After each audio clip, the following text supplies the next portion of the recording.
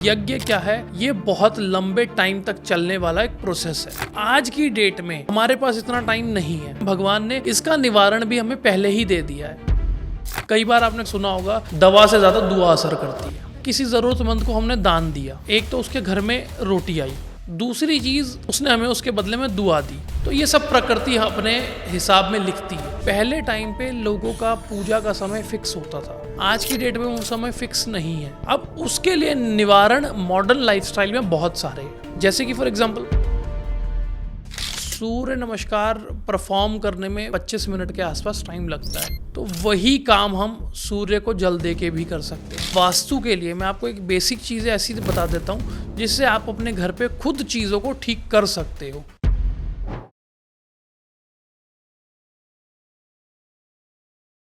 Hello and welcome everyone. Welcome to another episode of this podcast series जहाँ हमने explore किए नए नए मोडालिटीज़, नई नई जेम्स, नई नई एस्ट्रोलॉजी की पॉइंट्स को डिस्कस किया, उनके पाथ, उनके पीछे की स्टोरीज, बैक स्टोरीज, उनके एक्चुअल रिलेवेंस के बारे में बात करी है। और आज उन्हीं में से कुछ एक नया टॉपिक हम आपके लिए लेके आए हैं जो कि है ट्रेडिशनल उपाय। जैसे कि हम अपने ग्रंथों में देखते आए हैं या हमारे टीवी में जो रामायण दिखाई गई है तो उसमें हवन यज्ञ का बहुत मेंशन किया जाता है। या सिर्फ रामायण नहीं, कोई भी हम एंशियंट पौराणिक अपनी कथाएं देखते हैं तो उसमें यज्ञ और हवन का बहुत ज़्यादा प्रचलन किया गया है। तो एक्चुअली ये जो हमारे ट्रेडिशनल उपाय हैं, चाहे वो कह लीजिए व्रत हैं या दान पुण्य है, तो ये इनका एक्चुअली रेलेवेंस क्या है, क्यों ये इतने ज़रूरी हैं और इनसे हम अपनी मॉडर्न लाइफ में कैसे अडॉप्ट कर सकते हैं, जैसे कि आजकल किया जा रहा है, तो उनके कैसे अडॉप्ट करके हम अपनी लाइफ में और बेनिफिट ला सकते हैं। तो आज इन्हीं सब के बारे में हम बात करेंगे और जानेंगे हमारे आज के स्पेशल गेस्ट आचार्य नवीन चतुर्वेदी जी, जो कि एक वैदिक एस्ट्रोलॉजर हैं, पामिस्ट हैं और बहुत सारी मोडालिटीज़ में प्रैक्टिस करते हैं। तो चलिए सर से ही बात करते हैं। वेलकम सर, कैसे हैं आप? जय सिया राम। जय सिया राम। बहुत अच्छे हैं मैम। तो सर, जैसे कि हमने पौराणिक कथाएं देखी हैं, पुरानी स्टोरीज सुनी है दादी परनानी, दादी नानी से, तो बेसिकली जब हम पुरानी चीज़ों के बारे में जानते हैं तो वहाँ यज्ञ, हवन या व्रत का या दान पुण्य का बहुत ज़्यादा प्रचलन हुआ है। तो एक्चुअली इतना ज़रूरी क्यों है? देखिए, इसके ना बहुत सारे कारण हैं। एक तो क्या है, अब किसी नीडफुल बंदे की हम हेल्प कर रहे हैं, दान की अगर मैं बात करूं तो किसी नीडफुल बंदे की अगर हम हेल्प कर रहे हैं तो वो हमें दुआएं दे रहा है। ऑब्वियस सी बात है, तो उसके अंदर से एक पॉजिटिव वाइब आ रही है जो हमारे हित के लिए आ रही है। ठीक है। यज्ञ हवन की बात करें तो एक लंबे चलने वाले प्रोसेस है जी, जो काफ़ी समय तक चलते थे। ठीक है। तो इससे क्या होता था, जो हमारी डेली लाइफ में प्रॉब्लम्स क्रिएट हो रही थी उससे छुटकारा थोड़ा, मतलब उससे हमें थोड़ा सा रिलीफ मिलता था इन चीज़ों से। ओके। तो इसलिए इन चीज़ों को बनाया गया था। पराशर ऋषि ने इन रेमेडीज़ को और ज्योतिष शास्त्र को इसी तरीके से लिखा, इसी तरीके से रचा कि जिससे कि इंसान अपने जो थोड़े से कष्ट हैं उसे कम कर सके। ओके। और जो रेमेडी हम देते हैं ये एक जरिया है भगवान से जोड़ने का। अच्छा। किसी भी जातक को भगवान से जोड़ने का एक जरिया है। लेकिन अगर मैं मॉडर्न एरा में कहूँ, लोग इतना साइंटिफिकली देखते हैं, प्रैक्टिकली चीज़ों को देखते हैं, या कह लीजिए अगर किसी को हवन भी कराना है ना तो वो ये नहीं देखेंगे इसके पीछे क्या हमारा एस्ट्रोलॉजिकली कह लीजिए या क्या उन हमारी पौराणिक कथाएं कहती हैं। वो कहते हैं अच्छा ठीक है, एयर प्योरीफाई तो करना है, चलो हवन कर लेते हैं। तो वो उन्हें उस नज़रिए से देखते हैं। तो क्या वो नज़रिया सही है या हमें उसको चेंज करने की ज़रूरत है? देखिए, ये नज़रिया थोड़ी हद तक ठीक है जी, कि हवन करने से जो हमारा वातावरण है वो शुद्ध होता है। बिल्कुल। ठीक है। इसीलिए पौराणिक कथाओं में हर जगह यज्ञ और हवन का प्रचलन है, या ये कह लीजिए ये टर्म हमें वहाँ से तब मिला है। बिल्कुल। उससे क्या होता है, देखिए वातावरण शुद्ध होगा तो बेनिफिट किससे होगा? जो उस वातावरण में रह रहा है। बिल्कुल। ठीक है। कहीं ना कहीं ये एक ग्रैटिट्यूड है जो हम भगवान को पे कर रहे हैं कि भगवान आपने इस सृष्टि की संरचना करी, हम इसे इस्तेमाल कर रहे हैं, उसके धन्यवाद करने के लिए जी। हम आपके लिए ये इसको प्रकृति को शुद्ध करने के लिए हम ये एक छोटा सा हवन आपके निमित्त कर रहे हैं। ओके। तो एक तरीके से ग्रैटिट्यूड भी हो गया उस भगवान को याद करने के लिए। दूसरा ये हो गया कि उससे हमारा जो वातावरण है वो शुद्ध बना रहा। बिल्कुल सही। तो ऐसे बहुत से रीजंस हैं इनके पीछे, उपायों के पीछे, यज्ञों के पीछे, मंत्रों के पीछे, जो हमें बहुत सी चीज़ों से जोड़ता है और हमारी डेली लाइफ में हमें थोड़ा सा कष्टों में आराम देता है। तो आज इन्हीं सब के बारे में बात करते हैं। तो शुरू करते हैं यज्ञ के बारे में। यज्ञ का क्या इतिहास रहा है, क्यों करते थे, और आज के मॉडर्न एरा में जब सबकी लाइफ इतनी भागा दौड़ी वाली है तो हम इसको कैसे अपनी लाइफ में अडॉप्ट कर सकते हैं और इसके बेनिफिट ले सकते हैं। देखिए, पहले टाइम पे यज्ञ, देखिए यज्ञ क्या है, ये बहुत लंबे टाइम तक चलने वाला एक प्रोसेस है। बिल्कुल सही। ठीक है, कि जो हो सकता है 15 दिन भी चले, 20 दिन भी चले, और कई बार सालों साल चलता था। बिल्कुल सही। ठीक है, आज की डेट में हमारे पास इतना टाइम नहीं है, इवन पैसे नहीं है काफी लोगों हाँ, के ये पास। भी हम पैसे भी नहीं है। तो इसके लिए हमने क्या एक जरिया निकाला है कि उस सभी, और देखिए इसका मतलब कहते हैं ना, समय की कमी होने के कारण भगवान ने इसका निवारण भी हमें पहले ही दे दिया है। मैं इसके आपको एक कथा सुनाता हूँ। जी। सभी महात्मा ऋषि इकट्ठे होके एक बार वेदव्यास जी के पास गए। ठीक है। वेदव्यास जी स्नान कर रहे थे, तो सबने पूछा कि युग सबसे अच्छा कौन सा है, जो हमारे चारों युग हैं उसमें से सबसे युग अच्छा कौन सा है। अच्छा। तो वो स्नान कर रहे थे, उन्होंने स्नान में डुबकी मारी और बाहर निकल के बोलते हैं कि सबसे अच्छा युग है कलयुग। ऐसा क्यों? सबने यही पूछा, ऐसा क्यों? नहीं तो पुराने टाइम पे सब भगवान के दर्शन कर लेते थे, सामने खड़े भगवान को सामने लाके खड़ा कर देते थे। जी। पर कलयुग ही स्पेशल क्यों है? उन्होंने कहा कि इस कलयुग में सिर्फ भगवान का नाम लेना है, कोई बड़ी तपस्या नहीं करनी पड़ती, अच्छा। कोई बड़े यज्ञ नहीं करने पड़ते। भगवान को कलयुग में 2 चीज़ प्रिय है, एक भगवान से प्रेम, दूसरा भगवान का नाम।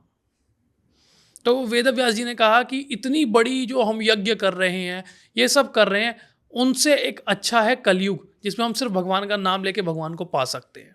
अच्छा। तो कलयुग में उन्होंने वैसे ही शॉर्ट कर दिया कि जहाँ हम इतने बड़े बड़े यज्ञ करने हैं, तो आप मंत्रों द्वारा और भगवान के नाम द्वारा आप भगवान को पा सकते हैं। बिल्कुल सही। तो इसीलिए क्या, ये चीज़ें छोटी हो गई, नेचुरली छोटी हो गई। क्योंकि देखिए आज की डेट में अगर हम इन्हीं चीज़ों में अगर लग जाएंगे तो हम कार्य कब करेंगे? सही बात। ठीक है, हमें अपने परिवार को चलाने के लिए धन अर्जन करना है, वो हम कब करेंगे? जी। तो इसीलिए अब इसका एक और शॉर्ट फॉर्म निकाली गई। मान लीजिए मैं किसी को अगर रिकमेंड करता हूँ कोई भी मंत्र, मान लीजिए किसी की राहु महाराज की दशा स्टार्ट हुई, तो मैंने उनसे कहा कि आप राहु महाराज के जो जप हैं उस मंत्रों का जाप करा लीजिए, जिससे आपको पूरी दशा में रिलीफ मिलता रहे, क्योंकि आप बार बार बीच बीच में जो रेमेडी बताई जाती हैं वो आप परफॉर्म नहीं कर सकते बार बार। जी। तो ऐसे में क्या हो गया, हमने कहा कि भाई आप एक ये छोटा सा संकल्प पढ़ के पंडित जी को दे दें। आपके नाम पे पंडित जी हैं जो आपके नाम के मंत्रों का जाप करेंगे, और उस मंत्रों का जो असर है वो आपको मिलेगा। अच्छा। जिससे आप अपना काम भी कर सकते हैं। दूसरा, पंडित जी का भी घर, उससे जो दक्षिणा मिलेगी, पंडित जी को भी घर में राहत मिलेगी, और वो अच्छे मन से आपका काम भी कर सकते हैं। बिल्कुल सही। ये सारी आपस में एक दूसरे को जोड़ने के लिए चेन आपस में गुथी गई है। जी। तो यही सारी चीज़ें, मॉडर्न एरा में बहुत सी चीज़ें बदल चुकी हैं और बहुत मॉडर्नाइज से, हुई हैं। हाँ, मॉडर्नाइज्ड हुए हैं। बहुत चीज़ों का मतलब देखने का तरीका बदल चुका है, किसी भी चीज़ को परफॉर्म करने का तरीका बदल चुका है। ओके। तो यज्ञ के बारे में जान लिया हमने, मंत्रों के बारे में जान लिया। अब आगे बात करें, ये जो छोटे छोटे उपाय होते हैं, चाहे वो किसी को दान देना हो, चाहे व्रत हो, तो इनके पीछे क्या लॉजिक है? क्या साइंटिफिक रीजन कहेंगे, या फिर कहेंगे पौराणिक कथाएं क्या कहती हैं इसके पीछे? देखिए, पहली चीज़ हम व्रत की बात करते हैं। जी। तो पहले भी मैं बहुत बार एक चीज़ बता चुका हूँ, व्रत करने से हमारी बॉडी में एक तो जो मशीनरी है वो रिलैक्स में आती है और वो अपने से अच्छा वर्क करती है। जी। ठीक है। दूसरा क्या होता है, इस बॉडी में जो हम डेली अनाज खाते हैं उसे डाइजेशन की पावर डबल हो जाती है। अच्छा। एक दिन का गैप करने से। देखिए कितने अच्छे टाइम से अगर हम देखें तो जोड़ा गया है कि एकादशियाँ आती हैं, महीने में 2 एकादशी पड़ती हैं। बिल्कुल ठीक सही। है, 15-15 दिन के गैप पे पड़ती है। तो कुदरत ने हमें ये चीज़ दी है कि एक हिंट दिया है हमें कि आप 15 दिन में एक बार उपवास करके अपनी बॉडी को क्लियर करो, डिटॉक्सिफाई डिटॉक्सिफाई करो। ठीक है, जिससे कि आपके शरीर में उत्पन्न होने वाले जो भी अगर गलती से खान पान से हुए गए अपराध हुए हैं, चाहे ये मान लीजिए कि खान पान अशुद्ध होने के कारण जो समस्याएं हमारी बॉडी में हुई हैं, उससे आपको डिटॉक्सिफिकेशन मिल सके। बिल्कुल सही। ठीक है, व्रत का तो ये है। दान देने से क्या होगा, देखिए दान देने का एक ना दो चीज़ें इकट्ठी होती हैं। कई बार आपने कहावतों में सुना होगा, दवा से ज़्यादा दुआ असर करती है। बिल्कुल सही। ठीक है, अब किसी ज़रूरतमंद को हमने दान दिया, ठीक है, एक तो उसके घर में रोटी आई, जी, पहली चीज़।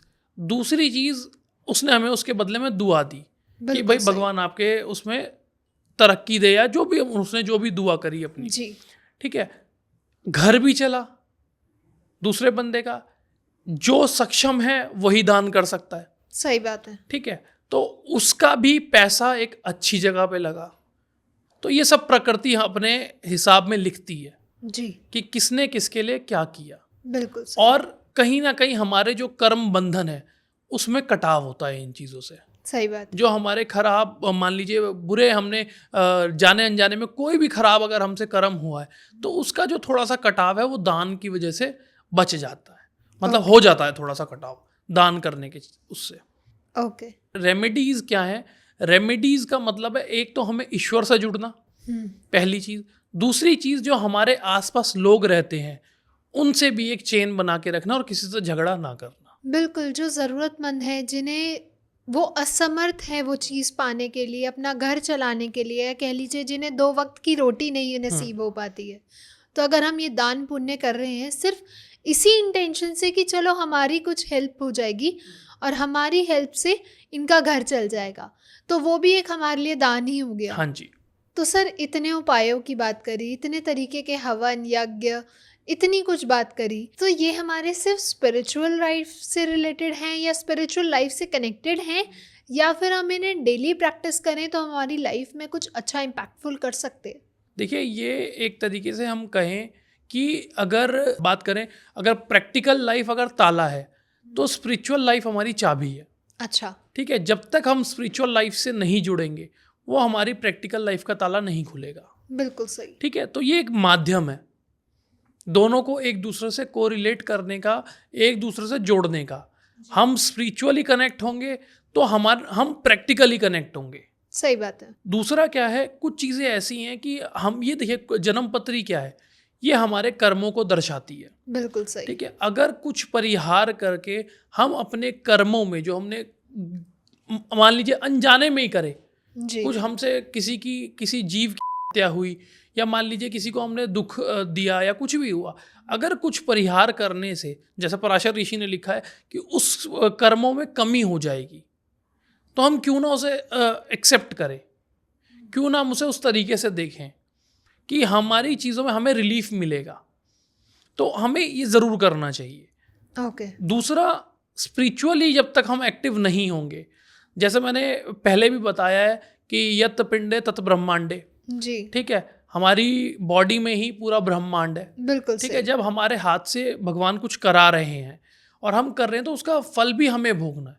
अब चाहे अच्छा है चाहे वो बुरा है। बिल्कुल सही। तो ये एक अच्छे की तरफ ले जाना। देखिए, दान कर रहे हैं तो हम किसी का अच्छा कर रहे हैं। सही बात है। ठीक है, तो वो एक अच्छा प्लस पॉइंट हमारे कर्म में ऐड हो जाएगा, बिल्कुल सही। जिससे कि हमारे आगे आने वाले स्पीड ब्रेकर्स हैं या जो हमारे फेलियर्स हैं वो कम हो जाएंगे। तो आज के मॉडर्न लाइफस्टाइल में हम इन रिचुअल के रिलेवेंस को कैसे मेंटेन कर सकते हैं? देखिए, आजकल तो पहली बात तो टाइम पीरियड जो है लिमिटेड है लोगों के पास। बिल्कुल सही। ठीक है, नौकरियों का टाइम है वो बढ़ गया है, और जो हमारे प्रैक्टिकल अगर हम अपनी बात करें तो उसके लिए हमारे पास टाइम कम बचता है। अपनी ग्रोथ के लिए टाइम, अपनी ग्रोथ के लिए, अपनी फैमिली के लिए, या किसी भी चीज़ के लिए समझ लिए हमें और या कह लीजिए हमें अपने लिए ही कम टाइम मिलता है। बिल्कुल सही। ठीक है, तो पुराने टाइम पे जैसा काफ़ी आप लोगों ने देखा या सुना होगा कथाओं में कि लोग जो है सूर्य उदय होने से पहले उठते थे और सूर्य अस्त के बाद सो जाते थे, सूर्य अस्त होते ही सो जाते थे। बिल्कुल सही। बट आज की डेट में क्या है, ऑपोजिट चलता है। नाइट शिफ्ट्स लोगों की बहुत ज़्यादा हो जाती हैं। एग्जैक्टली। ठीक है, अर्ली मॉर्निंग काफ़ी काम हो जाता है, तो उससे वो फिर रात भर, मतलब आफ्टरनून से उनका सोने का टाइम स्टार्ट हो जाता है।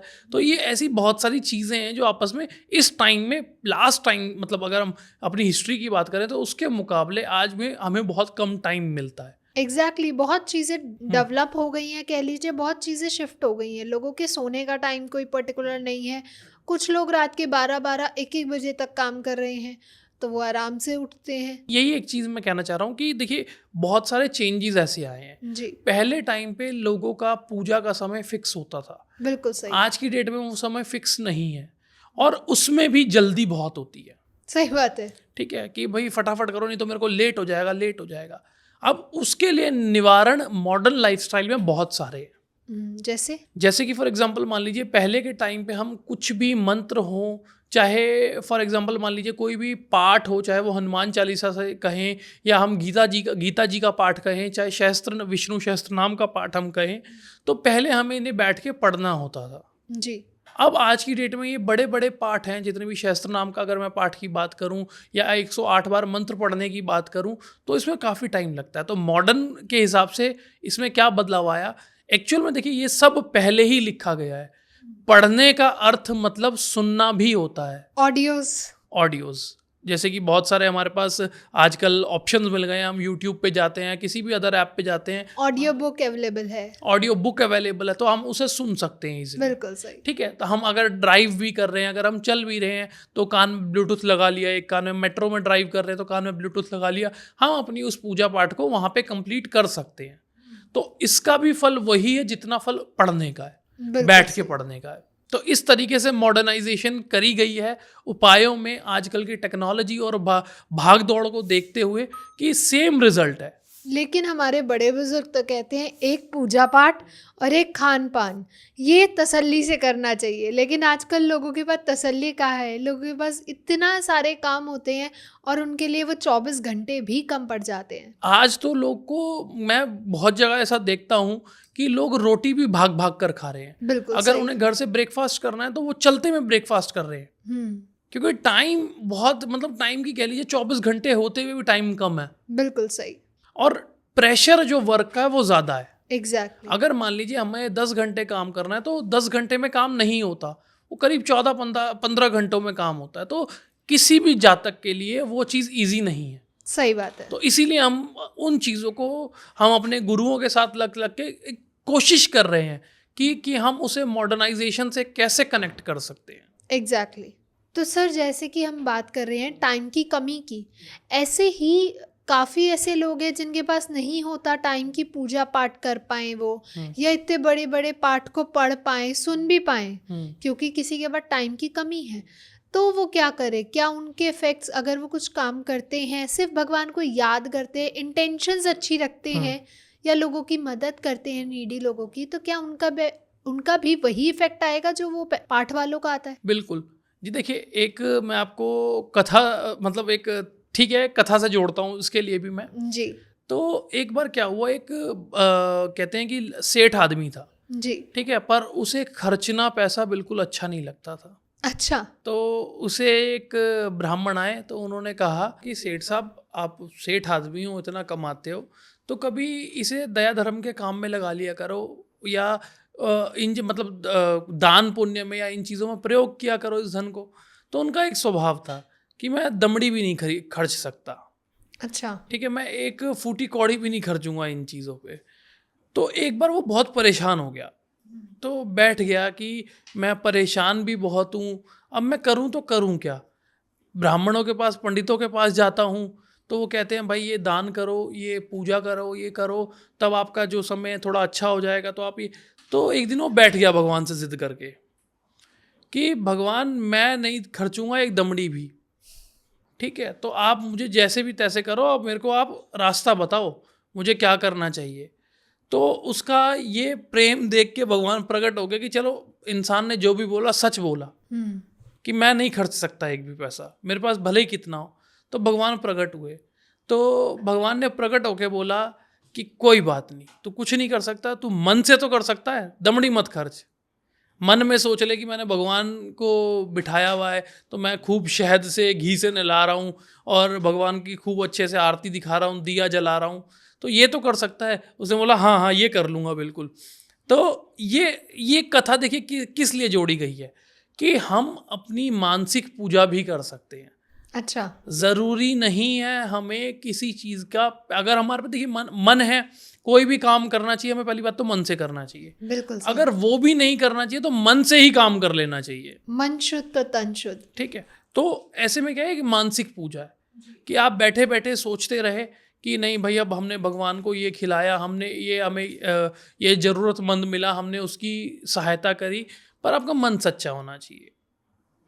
तो ये एक मानसिक पूजा का एक इसमें कॉन्सेप्ट जुड़ा बिल्कुल सही। कि आप चाहे, अगर मान लीजिए आपके पास नहीं है, फॉर एग्जाम्पल मैं बताता हूँ कि एक बड़ी मतलब अच्छी बात है ये, कि अगर मान लीजिए कहीं किसी पंडाल में कथा हो रही है जी। पर आप उस पंडाल में नहीं जा पा रहे, किसी कारणवश है, आपके पास घर में काम बहुत है या आपके वर्क प्लेस पे काम बहुत है, पर अगर कोई जा रहा है तो आप उसे कह रहे हो कि नहीं भाई जा, बहुत अच्छी बात है, कथा सुनना, सत्संग सुनना बहुत अच्छी बात होती है। तो इतना प्रेरणा देना भी आपके लिए उतना ही काम करेगा जो जातक वहाँ पंडाल में बैठ के कथा सुनने जा रहा है। अच्छा। भले ही आप अपने फिजिकल बॉडी से यहाँ बैठे हैं, बट आप मन से सोच रहे हैं मैं इस समय हरिद्वार में हूँ, गंगा स्नान कर रहा हूँ, तो ये क्या है, ये आपको एक आंतरिक शुद्धि प्रदान करेगा। बिल्कुल सही।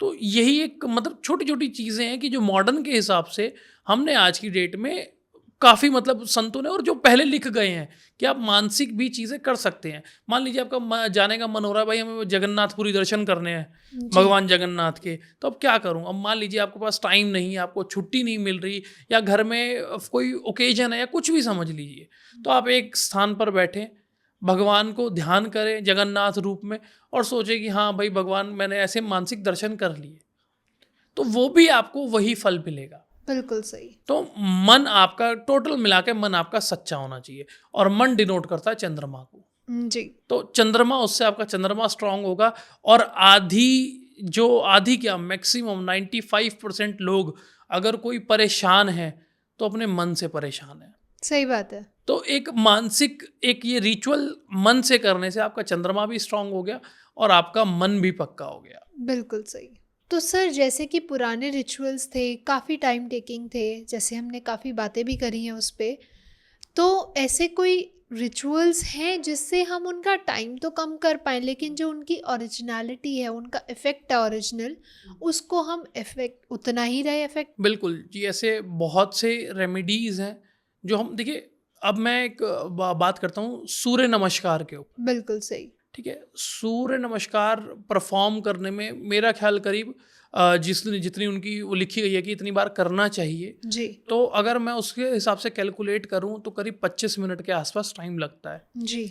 तो वही काम हम सूर्य को जल दे के भी कर सकते हैं। अच्छा। साइंटिफिक रीज़न क्या है, देखिए सूर्य नमस्कार जब हम करते हैं तो हम अपनी बॉडी को फ्लेक्सिबल बनाते हैं, बिल्कुल सही। और जब हम फ्लेक्सिबिलिटी की बात करते हैं तो यहाँ आती है हमारी बोन्स की बात, हमारी हड्डियों की बात, क्योंकि हमारी हड्डियां कभी लचीली नहीं हो सकती। सही बात। एक स्टिफ चीज़ है कि एक स्ट्रॉन्ग चीज़ है जो खड़ी रहेंगी, बट उससे भी फ्लेक्सिबिलिटी बनाने के लिए हम सूर्य नमस्कार को परफॉर्म करते हैं। बिल्कुल सही। ठीक है, अब सूर्य डिनोट करता है हड्डियों को, और D3 की हम बात करें जो आजकल हड्डियों के लिए सबसे ज़रूरी है, तो वो भी हमें सूर्य से मिलता है। लोग टैबलेट्स लेते हैं आजकल। ठीक है, तो ये उसका एक मैं आपको प्रैक्टिकली, साइंटिफिकली और हर चीज़ से, तो ऐसे में क्या हम सूर्य के आगे जब जल देंगे, ठीक है, या 2 मिनट हम अगर सनलाइट में खड़े होते हैं और डीप ब्रीथ करते हैं, तो उससे क्या होता है कि एक तो सन की एनर्जी हमारे अंदर जाती है। बिल्कुल सही। ठीक है, और सन क्या है, ग्रहों का राजा है। सही बात है। जब वो सनलाइट जाएगी, प्रॉपर तरीके से जाएगी, तो हमारे इस पिंड में जितने भी ग्रह हैं बाकी प्लैनेट्स भी अलाइन हो जाएंगे, अलाइंड हो जाएंगे और चार्ज्ड हो जाएंगे। सही बात है। ये सृष्टि चली इस तरीके से रही है। तो ये इन्हीं चीज़ों को पुराने हमारे टाइम पे इन्हीं चीज़ों को आपस में कोरिलेट करके ये चीज़ें परिहार या कोई भी योग साधन उसी तरीके से बनाया गया है। मॉडर्न टाइम में उसका हमारे पास टाइम नहीं है, तो उसका ही शॉर्ट फॉर्म हमने रेडी कर दी है कि उसी को छोटे छोटे तरीके से हम कैसे, जैसे कि फॉर एग्जांपल मान लीजिए अगर हम वैदिक मंत्रों की बात करें, ठीक है, वैदिक मंत्र किसी भी प्लैनेट की या बात करते हैं अगर हम, तो वो थोड़े बड़े होते हैं, और संस्कृत पढ़ना जो है वो आज की डेट में जो बहुत कम लोग संस्कृत पढ़ना जानते हैं। बिल्कुल सही। ठीक है, उसके लिए क्या किया उन्होंने, बीज मंत्र बना दिए जी। जो कि सिर्फ और सिर्फ एक लाइन क्या आधे लाइन के होते हैं जी। और उसी में छोटे छोटे पॉइंट्स डाल के, जैसे हम बात करें शनिदेव के मंत्र की, ओम प्राम प्रीम प्रोम शश शनिश्चराय नमः, ठीक है, ये एक बीज मंत्र बना दिया गया। अगर हम इनकी वैदिक मंत्र की अगर बात करें तो ये 4 लाइन का है। अच्छा, तो उसमें और आधी लाइन में काफ़ी टाइम का गैप आ गया, बिल्कुल सही, तो ईजिली हम उसे परफॉर्म कर सकते हैं कम टाइम में। बिल्कुल सही। तो ये चीज़ें पहले से ही क्रिएट हो गई हैं। अब समझने वाले के ऊपर बात है कि वो किस चीज़ों किस तरीके से समझ रहा है। कुछ चीज़ें ऐसी हैं कि नहीं, हमें उसे ट्रेडिशनल तरीके से ही करना पड़ेगा, जी, बट बहुत से हमारे पास ऑप्शंस आज भी हैं, बहुत सी रेमेडीज़ के, कि जो हम उसे शॉर्ट में काम कर सकते हैं। तो सर आपके अनुसार कोई एक ऐसा सिंपल उपाय या ऐसा रिचुअल जो हर कोई हमारी मॉडर्न लाइफ में है, जो बहुत बिजी है, वो करना चाहे? इसके लिए एक सबसे अच्छा ऑप्शन, जिस भी रूप में आप भगवान को पसंद करते हैं उनके नाम का जाप करना। अच्छा, वो आप अगर किसी मीटिंग में भी बैठे हो या कहीं भी बैठे हो, आप मन ही मन उनके नाम को जपते रहिए, जी, ठीक है। एक तो क्या है, देखिए भगवान का जो स्वरूप हमें अच्छा लगता है, एक तो निरंतर भगवान के दर्शन होते रहते हैं और उनका नाम हमारे मन से मतलब उच्चारित होता रहता है। बिल्कुल, तो हम उसे देखिए कितनी अच्छी चीज़ है ये, कि बैठे बैठे हम अपने दूसरे काम भी कर रहे हैं पर मन से हम अपना भगवान का नाम भी ले रहे हैं। इवन हमारे बड़े बुजुर्ग भी कहते थे कि अगर आपको किसी को नमस्ते भी करना है, आप नमस्ते ना करके उस भगवान का नाम ले, जैसे राम राम, जय सिया राम, या और भी कई जो जिस भगवान को मानते हैं, जैसे हर हर महादेव या कोई भी और एग्जाम्पल।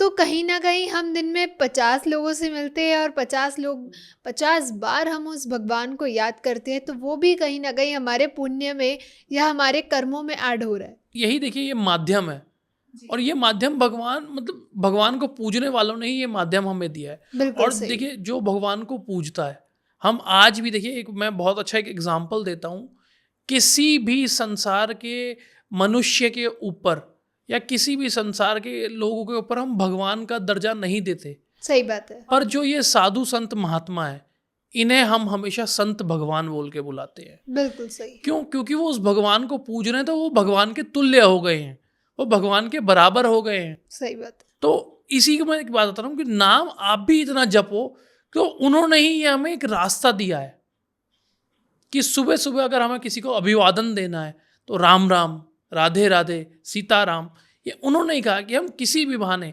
इसके लिए देखिए, बहुत अच्छा प्रैक्टिकल हमारी कथाओं में ही चीज़ें छुपी हुई हैं। जी, अगर हम बात करें अजामिल की, तो अजामिल भगवान को कभी नहीं मानते थे, जी, ठीक है, पर जब उनके यहाँ एक संतान की उत्पत्ति हुई, उन्होंने उसका नाम नारायण रख दिया। अच्छा, जब उन्होंने नारायण नाम रखा तो वो दिन में पता नहीं कितनी बार अपने पुत्र को आवाज़ देते थे। जी, और हालांकि अजामिल ने जो है सारे कर्म, अगर हम धर्म के हिसाब से बात करें तो सारे हमारे धर्म के खिलाफ है, सारे काम उन्होंने वो किए अजामिल ने, परंतु फिर भी उन्होंने भगवान का नाम जपना नहीं छोड़ा, भले ही अपने बेटे के रूप में। तो नारायण नारायण जब उनका अंतिम समय आया, उन्होंने अपने बेटे को पुकारा कि नारायण नारायण, अब मैं मरने वाला हूँ। तो क्या हुआ, भगवान सामने खुद आके खड़े हो गए।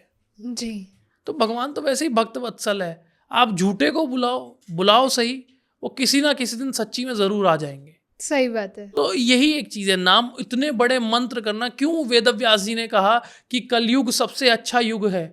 इतनी बड़ी तपस्या करने से, इतने बड़े योग साधन करने से, इतनी धर्म ग्रंथ पढ़ने से अच्छा ये है कि भाई उसमें सिर्फ भगवान का नाम ही तो लेना है, नाम तसल्ली से ले लो, बिल्कुल आपको सही। भगवान मिल जाएगा। तो यही चीज़ें, सारी चीज़ें जोड़ी गई हैं। तो हमें उसी तरीके से भगवान से जुड़ना चाहिए। जिस भी रूप में हम भगवान को मानते हैं, या कुछ भी कह लीजिए, मॉडर्न तरीके में वो हमने चेंज कर दिया कि जो बड़े बड़े रेमेडी, बड़े बड़े सूक्त हैं, बड़े बड़े वैदिक मंत्र हैं, उन्हें हमने शॉर्ट में करके भगवान का नाम लेने का जरिया उसके लिए भी आसान कर दिया। अब मान लीजिए भाई, मैंने आपको कहा कि आप भाई श्री सूक्त का पाठ करें और पुरुष सूक्त का पाठ साथ में करना है। अब ये मिला के करीब करीब 10-12 मिनट लगते हैं। वहीं हमने आपको कह दिया कि जी आप सिर्फ सीताराम बोल दो, ठीक है, लक्ष्मी नारायण बोल दो। तो ये क्या हुआ, ये उसी का एक शॉर्ट वर्जन है। श्री सूक्त के लिए माता जी का नाम, माता लक्ष्मी का, और पुरुष सूक्त के लिए भगवान नारायण का नाम। तो यही हमें नाम ही तो लेना है। तो नाम वो किसी भी तरीके से हो सकता है। सही बात है। मान लीजिए हम पढ़ तो रहे हैं, जबरदस्ती करके पढ़ भी लिया हमने, पर हम अंदर ही अंदर सोच रहे हैं यार ये कब खत्म होगा, कब खत्म होगा, तो क्या फायदा उसका, कोई फायदा नहीं है। उससे अच्छा हमने एक बार नाम लिया लक्ष्मी नारायण, सीताराम, राधे श्याम, तो भगवान हमसे उसमें भी खुश हो गए। सही बात है। तो यही सारी चीजें, ये उपाय, मंत्र अगर हम किसी को दे रहे हैं, अगर कोई करता है तो बहुत अच्छी बात है। बाय चांस उसे डिफिकल्टी कुछ हो रही है तो वो खुद भी शॉर्ट रास्ता ढूंढ सकता है अपने लिए। सिर्फ नाम भी लेगा तो भी उसको वही इफेक्ट आप देखिए कितना सारा आजकल, अगर रील्स में बात करें तो अगर प्रेमानंद महाराज जी की हम बात करें तो बार बार वो फोकस करते हैं कि अपने इष्ट का नाम ही ले लो, खाली जी। हर चीज से तर जाओगे। तो नाम में तो बहुत बहुत ज्यादा रहस्य है। तो सर, अगर कोई लिसनर हमारा या कोई ऑडियंस में अपनी कुंडली और अपने घर का वास्तु अगर इन रिचुअल से कंबाइन करना चाहे, अलाइन करना चाहे, तो वो शुरू कहाँ से करे? देखिए, इसके लिए मैं आपको एक बहुत अच्छे प्लेसमेंट्स बताता हूँ। देखिए, हॉरोस्कोप के लिए तो एक ज्योतिषी के पास जाना ज़रूरी है। बिल्कुल सही। बट आप वास्तु के लिए मैं आपको एक बेसिक चीज़ें ऐसी बता देता हूँ जिससे आप अपने घर पे खुद चीज़ों को ठीक कर सकते हो। ओके। और वो कार्य जो उससे रिलेटेड है उस स्थान पर करके आप अपने घर में जो है रिजल्ट को पॉजिटिव कर सकते हैं। ओके। फॉर एग्जाम्पल बात करते हैं हम नॉर्थ ईस्ट डायरेक्शन के बारे में, तो यहाँ पर केतु और जुपिटर का स्थान है। ओके। और ये जस्ट सूर्य उदय से पहले होने वाली दिशा है। अच्छा। तो नॉर्थ ईस्ट का क्या है, ये जल का स्थान है, सबसे ज़्यादा पानी यहाँ पर है। तो पानी हमारे, अगर हम प्रैक्टिकल लाइफ में बात करें तो हमारे नहाने धोने से जुड़ा हुआ है। जी। ठीक है, तो अगर हम बात करें तो बाथरूम जो नहाने के लिए स्पेशली, नॉट टॉयलेट, बाथरूम यहाँ पर होना एक अच्छी बात है। यहाँ पे आप स्नान करके अपना काम कर सकते हैं। यहाँ बाथरूम हो तो अच्छी बात है, पर टॉयलेट नहीं होना चाहिए क्योंकि एक स्पिरिचुअल एक्टिविटी होती है यहाँ पे। ओके। ठीक है, अब ठीक है, तो ऐसे इस दिशा में आप कोई भी स्पिरिचुअल एक्टिविटी कर सकते हो। ठीक है, और सूर्योदय, अगर पुराने टाइम की हम बात करें तो लोग सूर्योदय से पहले उठते थे और भगवान का ध्यान करते थे। बिल्कुल। तो ये डायरेक्शन एक वो हो गई कि आप यहाँ पूजा पाठ या स्पिरिचुअल रिलेटेड चीज़ों को आप यहाँ परफॉर्म कर सकते हो। ओके। अब बात करते हैं ईस्ट पे, जस्ट उसके बाद होने वाला कार्य। तो ऐसे में क्या होता है, इंसान जो है स्नान के बाद अपना तैयार होने में लगता है। और दूसरा, सूर्य जो है राजा, प्लैनेट्स का राजा है। तो यहाँ पर आप ऐसी एक्टिविटी कर सकते हैं कि जिससे आपको नेम फेम मिलना हो। ओके। या फॉर एग्जाम्पल मान लीजिए आप यहाँ पे वो काम भी कर सकते हैं कि जो जस्ट सूर्योदय के बाद होते हैं, रेडी होना, मेकअप होना, ये सारी चीज़ें भी आप यहाँ कर सकते हैं। ओके।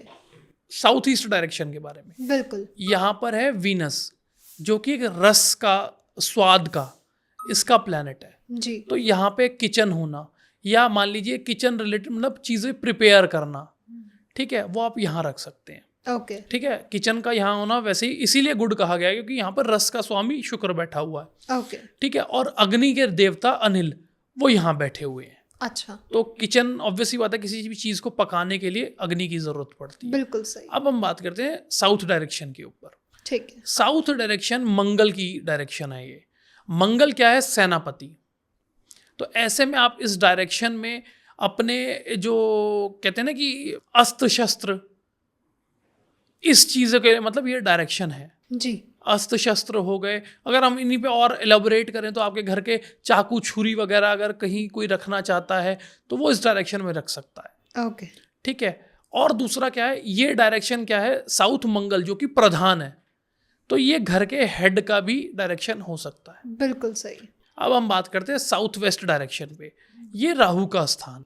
जी। अगर हम बात करें तो प्रॉपर इस कोने से जस्ट थोड़ा सा आगे की साउथ की तरफ बढ़ते हुए तो यहाँ पे वॉशरूम हो सकते हैं, क्योंकि ये क्या है, देखिए एक तरफ तो नेगेटिव एनर्जी है यहाँ पे। अगर हम देवताओं की बात करें तो यहाँ पे नेगेटिव एनर्जी का वास है। ओके। तो ऐसे में नेगेटिव चीज़ें या मान लीजिए वॉशरूम होना एक अच्छा ऑप्शन है। ओके। अब बात करते हैं वेस्ट डायरेक्शन पे, तो 14 रत्नों में यहाँ पे जो वारुणी निकला था, ये एक वो चीज़ थी जो हमें हेल्थ, इम्यूनिटी बूस्टर था ये हमारा। ओके। तो हमारी इम्यूनिटी को स्ट्रॉन्ग करने वाली दिशा है। तो यहाँ पे आप डाइनिंग एरिया कर सकते हैं। ठीक है, जिससे भी हम जो भी खाना खा रहे हैं वो खाएं और वो हमारे बॉडी को एक अच्छी हेल्थ दे। जी। ठीक है, अब नेक्स्ट डायरेक्शन आती है नॉर्थ वेस्ट डायरेक्शन। जी। नॉर्थ वेस्ट डायरेक्शन जो है मून की है। ठीक है, और अगर हम 14 रत्नों में बात करें तो यहाँ पे अप्सरा रंभा है। ठीक है, तो ये कहीं ना कहीं उस चीज़ से रिलेटेड हो गया कि अगर मान लीजिए कोई भी कपल है खुश रहना चाहता है, अपना टाइम स्पेंड करना चाहता है, तो उसके लिए डायरेक्शन बहुत अच्छी है जी। तभी हम कहते हैं कि किसी भी जो न्यूली मैरिड है तो उन्हें जो है इस डायरेक्शन का रूम देना चाहिए ओके। उनकी लाइफ को और अच्छा चलाने के लिए। अब बात करते हैं नॉर्थ डायरेक्शन के ऊपर। नॉर्थ क्या है? कुबेर का स्थान। जी। यहाँ पे धन के देवता जो है कुबेर, जी। वो विराजित है। तो आप यहाँ क्या कर सकते हैं कि यहाँ पे अपने घर की एक्सपेंसिव चीज़ें, मान लीजिए चाहे अपना पैसा हो गया, चाहे कोई भी प्रॉपर्टी के पेपर्स हो गए, वो आप यहाँ संभाल के रख सकते हैं जिससे वो बढ़ेंगी, कम नहीं होंगी। ओके। तो ये डायरेक्शन इसलिए इम्पोर्टेंट। तो ये वास्तु के जोन्स हैं जो कि बहुत हर कोई इन्हीं चीज़ों से आपस में कोरिलेट करके उस प्लैनेटरी लॉर्ड के हिसाब से चीज़ों को करके और अपने कार्य वहाँ करेगा तो उसे उस काम में और अच्छे रिजल्ट्स मिलेंगे। ओके। तो सर बहुत मज़ा आया, बहुत कुछ जाना, नई चीज़ें पहचानी। तो लास्ट में जाते जाते हमारे लिसनर्स के लिए आप क्या गोल्डन मैसेज देना चाहेंगे जिसमें हम अपने ट्रेडिशनल जो हमारे रिचुअल्स हैं उनको हम अपनी मॉडर्न लाइफ में अडॉप्ट करके, इन्फ्यूज़ करके अपनी लाइफ को और प्रोग्रेसिव बना सकें? देखिए, सबसे पहले तो मैं ये कहूँगा कि हर कोई इंसान अपने मॉर्निंग टाइम में स्पेशली 10 मिनट तो ज़रूर सनलाइट में खड़ा हो। ओके। ठीक है, सनलाइट में खड़े होने से देखिए क्या क्या होगा, हमारे बॉडी में जितने भी चक्र हैं वो एक्टिवेट होंगे, जिससे हमें प्रैक्टिकल और स्पिरिचुअल लाइफ दोनों में ग्रोथ मिलेगी। बिल्कुल सही। क्योंकि उसे सूर्य जो है एनर्जी प्रोवाइड करेंगे। ठीक है, दूसरा, अपने इष्ट देव का नाम लेना कभी ना भूलें। अपने इष्ट देव को हमेशा ध्यान में रखें। ठीक है, आप गाड़ी चला रहे हैं तो आप मन में पूजा, देखिए बहुत अच्छा ऑप्शन हमने बताया कि आप मानसिक पूजा कर सकते हैं। बिल्कुल सही। तो यही 2 पॉइंट्स मैं बताऊंगा लिसनर को कि यही 2 पॉइंट्स अगर अच्छे से अपना लेंगे तो वो अपने स्पिरिचुअल और अपनी प्रैक्टिकल लाइफ दोनों को बहुत अच्छे से सुधार के और दोनों को आपस में एक दूसरे से चेन की तरह जोड़कर आगे चल सकते हैं। बिल्कुल। Thank you so much sir, बहुत मज़ा आया। और ऐसे ही हम नए नए टॉपिक्स के साथ आपसे बात करेंगे और जानेंगे उनके छुपे हुए राज। तो थैंक यू एवरीवन। अगर आपको पसंद आया तो do not forget to like, share, comment and subscribe the channel. And अगर आपके कोई क्वेरीज है, कोई क्वेश्चन है या कोई सजेशन है, प्लीज़ हमें कमेंट सेक्शन में बताइए। हम आगे आने वाले पॉडकास्ट में उन्हें कवर करने की पूरी कोशिश करेंगे। तब तक के लिए स्टे सेफ, स्टे हेल्दी। जय सिया राम। जय सिया राम।